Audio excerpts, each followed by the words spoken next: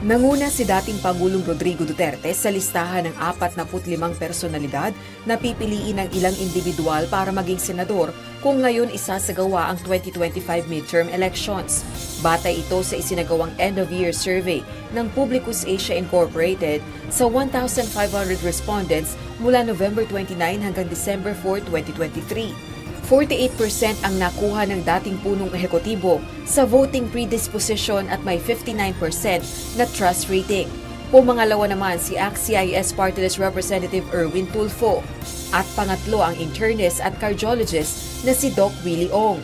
Pasok din sa top 10 ang mga re-electionist na sina Senators Christopher Bongo, Amy Marcos at Ronald Bato de la Rosa. Gayun din sina dating Senador Tito Soto, former Manila Mayor Francisco Isko Moreno Dumagoso, dating Senador Panfilo Lacson at dating Vice President Maria Leonor Leni Robredo. Samantala sa ilang kababayan na tinanong ng UNTV News, masyado pa nilang maaga upang pagtuunan ng pansin ang mga nais nilang iboto sa pagkasenador sa 2025. Wala pa po siguro kasi hindi pa rin po namin alam yung mga plataforma nila eh.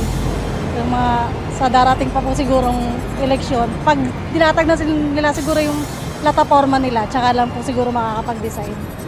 Bukod po sa midterm election ng 2025, sa ngayon po hindi ko pa po siya masyado naisip kasi malayo pa.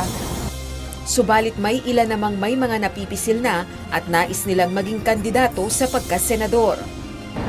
Ano na po, inisipin na rin po kasi yung mga deserving na mamuno.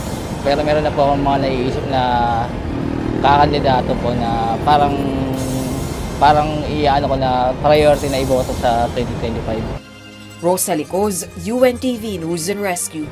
Diyos ang aming sandigan, serbisyo publiko ang aming pinahahalagahan.